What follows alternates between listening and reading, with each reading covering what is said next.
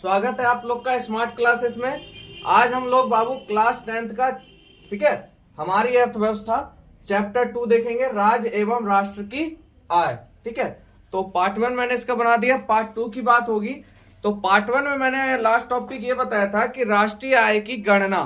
तो देखिए, राष्ट्रीय आय की गणना 3 चीज पे मैंने बताया था, उत्पादन, आय और व्यय।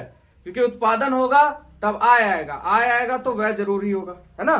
तो इन चीजों के बारे में हम देखते हैं। चलिए पॉइंट बाय पॉइंट हम लोग देख लेते हैं। कहते हैं राष्ट्र के व्यक्तियों की आय, हमारे जो राष्ट्र के व्यक्ति की आय है, व्यक्तियों की जो आय है उत्पादन के माध्यम से, किसके माध्यम से बाबू? उत्पादन के माध्यम से अथवा मौद्रिक आय के माध्यम से प्राप्त होता है।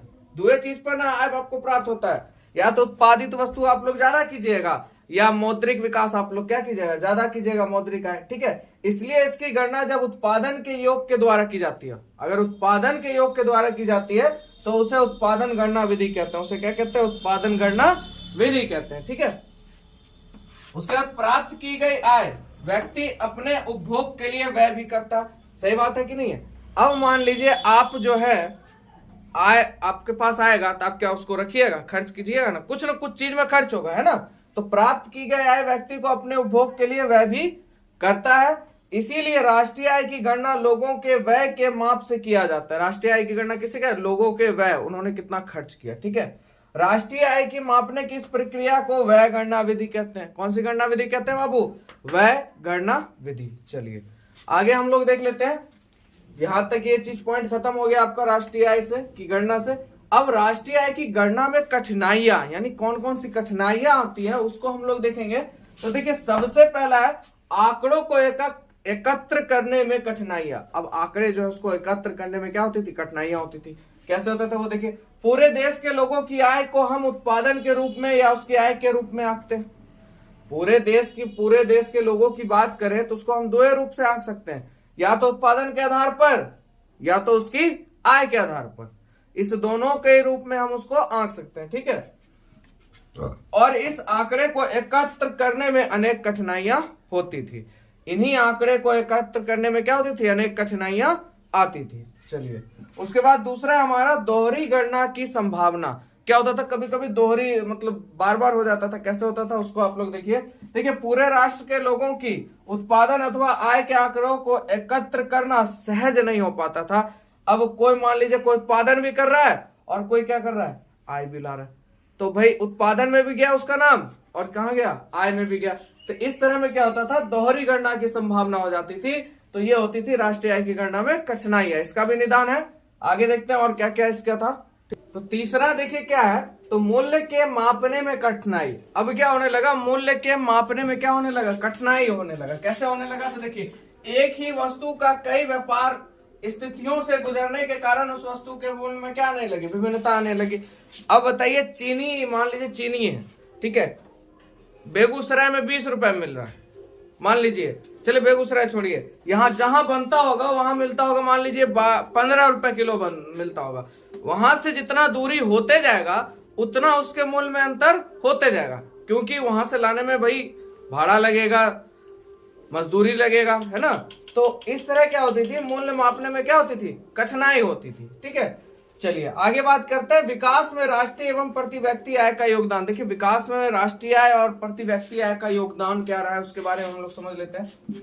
तो देखिए, राष्ट्र के विकास के लिए जो भी प्रयास किए जाते हैं उस राष्ट्र की सीमा क्षेत्र के अंदर रहने वाले लोगों की उत्पादकता अथवा उनकी आय को बढ़ाने के माध्यम से की जाती है। यानी ये चीज आप ध्यान रख लीजिए, राष्ट्र में कुछ भी जो विकास होता है वो सिर्फ आम जनता के लिए होती है कि वो राष्ट्र में उत्पादकता को बढ़ाए। ठीक है, जहां रहते हैं वहां की उत्पादकता को बढ़ाए और उसकी आय बढ़े। जो भी मेहनत कर रहे हैं, लेबर सिस्टम के हैं, लेबर कास्ट में है, उनकी क्या बढ़े? आय बढ़े। ठीक है, आगे बात करते हैं शिक्षा, विज्ञान और प्रौद्योगिकी के क्षेत्र में। किसके क्षेत्र में बाबू?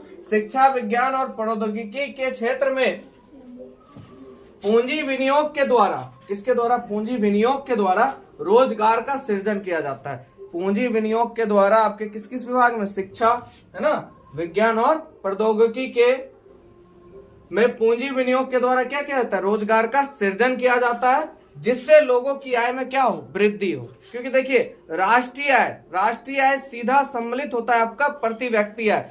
प्रति व्यक्ति आय बढ़िया होगी तो हमारे राष्ट्र की आय आप रूपी अच्छा होगी। ठीक है, आगे बात करते हैं। राष्ट्रीय एवं प्रति व्यक्ति आय में परिवर्तन होने से इसका प्रभाव लोगों के जीवन स्तर पर पड़ता है। राष्ट्रीय आय या प्रति व्यक्ति आय, इस दोनों में अगर 19-20 हो जाए ना तो इसका प्रभाव लोगों के जीवन स्तर पर पड़ जाता है। ठीक है, चलिए आगे देखते हैं हम लोग। चलिए अगला पॉइंट हम लोग देख लेते हैं। लेकिन उत्पत्ति में वृद्धि तभी होगी। ठीक है, लेकिन उत्पत्ति में वृद्धि तभी होगी जब उत्पादन में अधिक श्रमिकों का क्या रहेगा, लगाया जाएगा, है ना। उत्पादन कब बढ़ेगा, श्रमिक की अगर संख्या ज्यादा रहेगी उत्पादन क्या होगा, ज्यादा होगा। श्रमिक की संख्या कम, उत्पादन क्या हो जाएगा, कम, है ना। तो इस प्रकार जैसे जैसे उत्पादन में वृद्धि होगी वैसे वैसे बेरोजगार लोगों को अधिक रोजगार मिलेगा, श्रमिकों का वेतन बढ़ेगा, उसकी आय बढ़ेगी तथा उनका जीवन स्तर पूर्व की अपेक्षा कैसा हो जाएगा, बेहतर होगा। यानी जितना हम लोग उत्पादन करेंगे उतना बेरोजगारी घटेगा, बेरोजगारी घटेगा हम लोग का जिंदगी बढ़िया होगा, है ना। जीवन स्तर पूर्ण की अपेक्षा क्या हो जाएगा बाबू, बेहतर हो जाएगा। ठीक है, किनका, मजदूरों का। आगे बात करते हैं। यदि विकास की क्रिया के तहत बात करें, राष्ट्रीय आय एवं प्रति व्यक्ति आय में वृद्धि हो रही है तो गरीबों द्वारा प्राप्त आय में कमी नहीं होनी चाहिए। अब मान लीजिए प्रति व्यक्ति आय में अमीर आदमी भी होंगे, गरीब आदमी भी होंगे। अब गरीब आदमी की आय में कमी हो जाएगी और अमीर आय और बढ़ते चल जाएगा, अमीरों की आय, तो क्या होगा, इससे गरीबों को फायदा होगा कि नुकसान, उसको तो नुकसान हो गया, है ना। तो उससे राष्ट्र को भी फर्क पड़ेगा, राष्ट्र को यानी उससे सीधा मानिए विकास में फर्क पड़ जाएगा, सीधा बात। ठीक है, तो क्योंकि यदि बढ़ी हुई आय का सब हिस्सा अमीरों के पास चला जाएगा तो राष्ट्रीय आय में वृद्धि होते हुए भी संतुलित आर्थिक विकास नहीं होगा। मैंने बोला ना, विकास में प्रॉब्लम हो जाएगा क्योंकि भाई अमीर उन्नति करते चल जाएंगे, गरीब नीचे चलते चल जाएंगे। यहाँ तो राष्ट्रीय आय मान लीजिए बढ़ ही रहा है, राष्ट्रीय आय से कोई मतलब है नहीं, राष्ट्रीय आय अपना उन्नति कर रहा है, पर यहाँ दिक्कत किसको होगा, विकास में।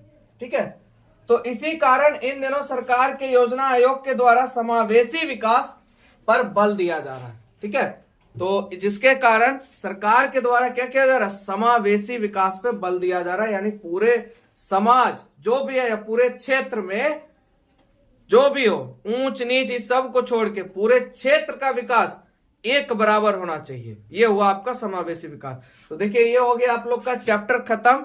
ठीक है, वीडियो आपको कैसा लगा, अपना फीडबैक जरूर दिया कीजिए। ठीक है, कमेंट जरूर करें कैसा लगा है, ताकि और आपके लिए अच्छा मेहनत कर सके। और वीडियो को जरूर लाइक दे दे अगर अच्छा लग रहा है, कम से कम एक दोस्त को तो शेयर कर ही सकते हैं आप लोग, इतना प्यार दे सकते हैं। ठीक है, चलिए तो ये हो गया आपका चैप्टर खत्म। मिलेंगे आप लोग से नेक्स्ट चैप्टर में नेक्स्ट कॉन्सेप्ट के साथ।